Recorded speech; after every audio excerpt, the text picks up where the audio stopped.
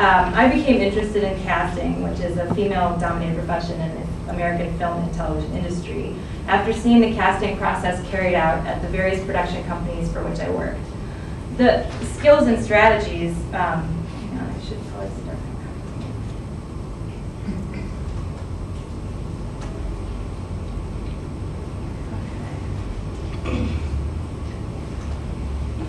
All right, so this is just a page from a manual, from a secretarial manual, which I think is interesting, and I'll tell you a little bit about my materials later. But okay, the skills and strategies used by these workers to guide the process of matching actors with directors and roles, meeting out rejection in both directions, yet managing to keep the atmosphere positive, seemed to me to be creatively important, while at the same time being reliant on qualities traditionally associated with women, not the least of which were the kind of femininely deployed self-effacement and the ability to influence decision-making while maintaining a kind of low status amongst high-status figures.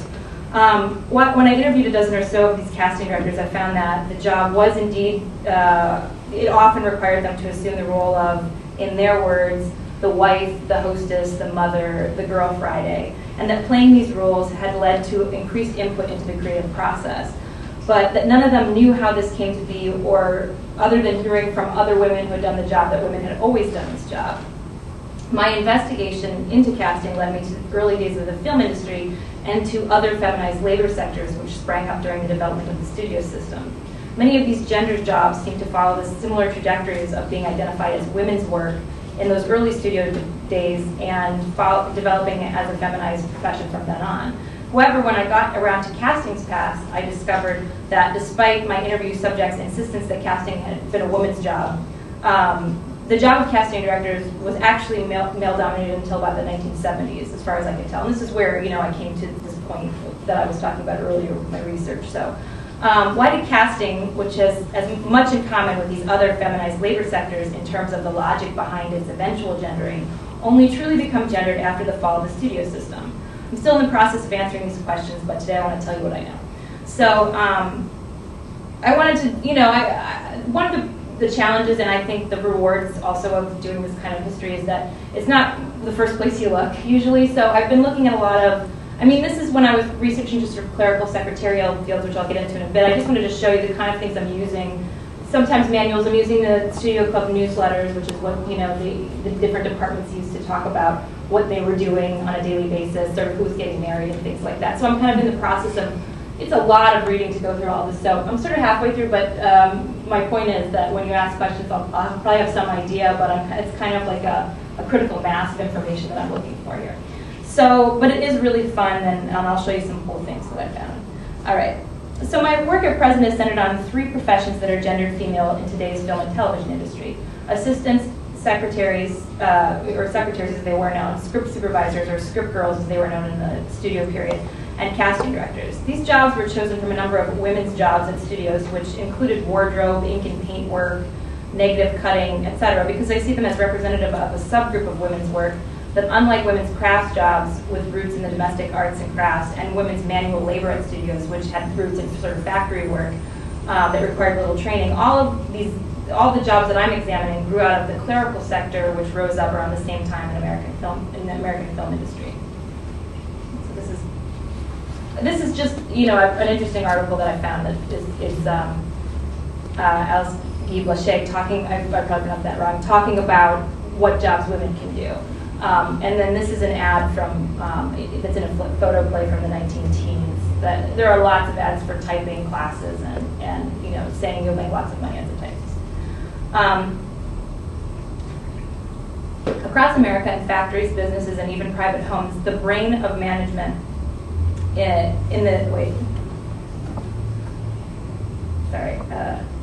So I'm going back to the 1900s and the late 1800s in the American film industry. So around this time, across American factories, businesses, and even private homes, the brain of management was being separated from the hands of production, and more clerical workers were being hired to carry messages in between, in what economists refer to as an intermediate product called clerical output.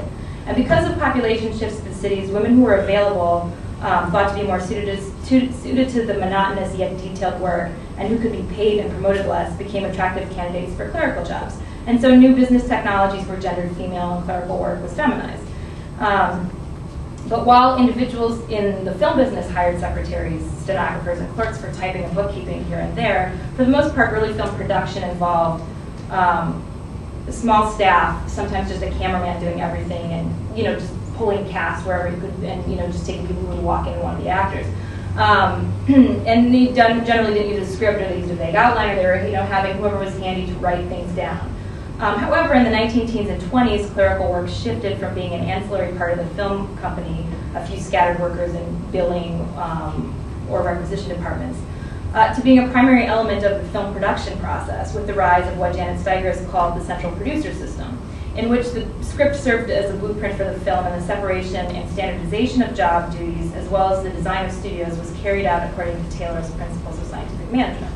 And I really love reading a lot of the articles that are in these, and I got, this is off of a microfiche at the Academy, so it's not great, but again, like I said, I didn't really have time to gather materials for this presentation yet, but I wanted you to see the kind of things we're seeing. And there's just a ton of articles around the 1915, 1916 by a lot of the heads of studios talking about how efficient they're going to be, and how we're going to take, 5 kinds of weather readings so we never have to lose any time, because we'll always know when it's going to be sunny. And just love that they thought that this would solve every problem there is. So this is some of the stuff that I've seen. There are a lot of these studio management articles that are, this one by E.D. Horkheimer is pretty interesting.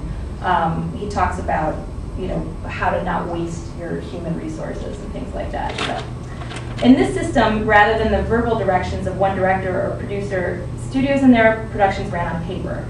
And this paperwork, or in other words, clerical output, was created and distributed by this newly available, largely female clerical labor force. Much like the tabulation of weather reports and the indexing of props, which are mentioned in these articles, actors became a resource to be indexed and tracked. It was at this time in the mid-19-teens that casting became a process of classifying actors by type, or, as Mary Pickford put it, dividing humanity into sections: young men, old men, comedians, tragedians, for ease in distributing them to various productions. These classifications were assigned, recorded, and cross-indexed by early casting directors with the help of women who typed and maintained the records, essentially locking actors into a specific type once they had been typed. In this way, early studio talent and casting departments began as stock companies, which were used to fill the roles once the leads had been selected.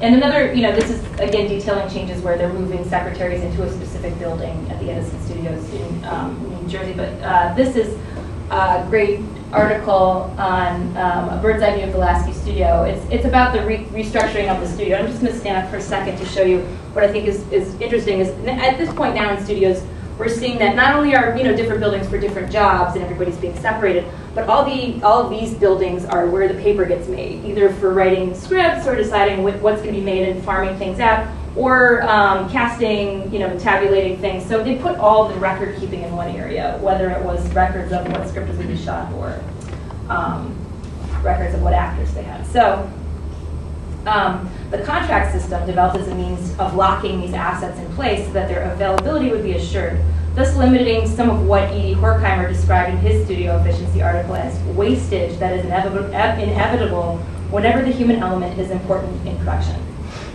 Other film production jobs that arose at this time took place largely on paper, as casting did, but were immediately gendered female. For example, the crew position of script supervisor, a person who took notes on what was being shot to ensure continuity of costume, set, dialogue, etc., from take to take, was created during the standardization and specialization process, when all the clerical duties were separated from any other crew duties into one position, at which point it seems to be that men didn't want to do that job anymore and they would get a woman to do it.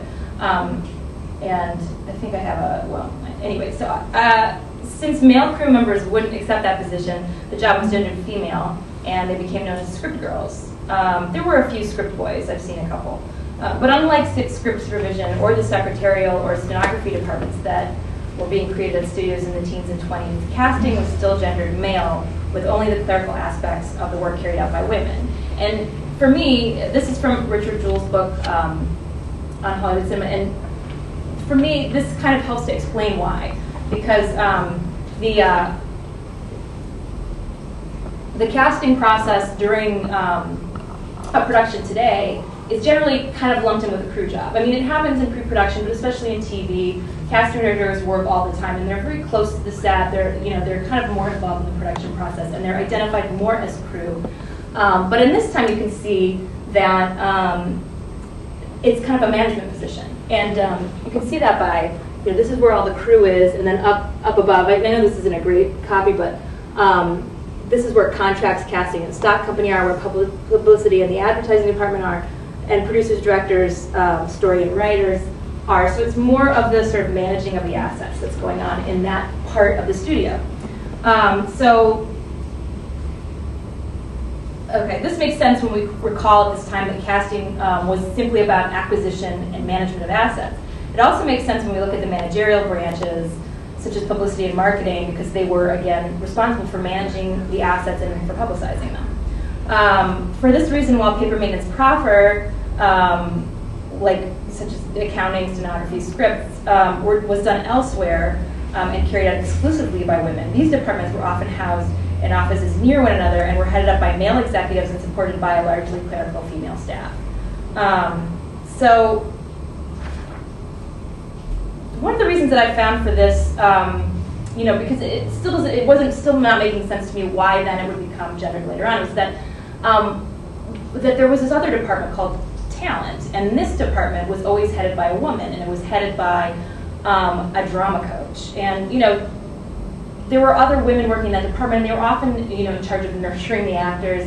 They would have drama lessons. They would try to bring them along and manage their whole lives because they would have, found them and decided that they could be a star, and so they would develop them that way. And those departments were largely women. So the casting director was assigning people to roles, but the talent was nurturing these actors and bringing them along. And this, to me, has a lot in common with agents at the time, because agents, which was another profession that wasn't female-dominated, but a lot of women were doing that work because agents were more sort of total managers for actors at the time. And then as the contract system kind of faded away, that process of being an agent, and that's why we have managers now, is that they're managing people's lives and sort of taking care of the whole career of the actor. So I think these two jobs of talent director or talent head, and agent have kind of contributed to the modern version of casting that we see today. At the time that that this structure was in place, Billy Gordon, the casting director, who was he was at a number of studios, but he was at Columbia and he was at Universal. He would put together a short list, and he would assign actors, and there would be a little bit of reading. But after the studio period, when the contract system goes away, the job naturally just takes on more of the qualities of the talent head or the agent, because you have to know a lot more actors, you have to bring actors in, you have to meet with actors all day, and you have to nurture those actors a little bit more. And when you talk to casting directors, you realize this today because they all have their pet actors that they bring in for every role, and they try to get into a movie. And they need that. They need to have sort of go-to people, because what they need to be able to do is to know who the good actors are in town and who's good for this role, so that people know that they're the right kind of casting director to get the cast that they need. And that starts to happen in the 50s and 60s. There are these studio talent departments at that time and casting departments, but their jobs are changing. And I'm seeing that in the paperwork that I'm looking at. So let's see. So this is notes from '65, and you can start to see that instead of Billy Gordon writing to people and saying, these are the people that I suggest, and giving a couple names, they're bringing in lots of people. Hitchcock's process is he looks at film on everyone. He looks at 15 minutes of film on, well, if he were doing this, it'd be Harrison Ford. Everybody who's writing makes notes. And he does that day after day, and does it like a casting session normally is now, where it's a person every 20 minutes he's looking at film. Here you can see that it's Roger Corman's making comments on people for film, and Billy Gordon's reporting on it. So that's happening. And then there are all these contracts. All of a sudden, contracts are much more complicated. So there is this element of negotiation. And you can see that this is Sidney Poitier's agreement for Guess Who's Coming to Dinner, I think. And all this, I'm seeing a lot more, like so-and-so will have an assistant, they'll have a ride to the office every day in a limo. Whereas before it was just their salary per their studio contract, or if they were on loan, it was where they were on loan from. So this is, these sheets were, Billy Gordon uses throughout his casting period. And I've been looking through a lot of his notes, so I have a lot of his documents. These casting sheets no longer can hold all of the notes that he's got for each person. So all of a sudden, you know, this was not, if it wasn't really an effective document after, you know, 1950, because there are all these notes that have to go into them for what Vivian Lee wants. So I think I'm going to stop there because I have more thoughts on what's going to happen with casting, but and this is, you know, this is just another interesting document because it's listing Spanish-speaking actors for the professionals, and then later there are more notes, and there, you know, this one just says drinks next to it. I just think it's weird because it's all of a sudden becomes this big process of, you know, dozens of actors and picking which one and making notes, which is what we see today. I think that the reason that it became feminized is, again, it was separated from management all of a sudden, and suddenly casting was no longer a managerial or an executive job at which an executive or a high-ranking person at the studio was assigning people. All of a sudden, it's more of a crew job. It's finding people for this role, and all of a sudden involves much more of these feminine qualities. And I want to say, just before I finish, that what I mean by, you know, using these feminine qualities is that not that I think that there are parts of this job that are inherently feminine or for women to do, or that I think that women naturally just bring nurturing to any job. What I mean is that I think women fit themselves to this position when it became available, because by doing the things that men felt comfortable seeing them do, so they could amass more sort of creative territory by you know, helping the decision process, but making the men feel like they weren't encroaching. And so now these women have this power, and this job has its, you know, its own parameters. But I think when establishing these parameters and carving out their own territory, that's where it came from. So, you know, that's my talk. Thanks.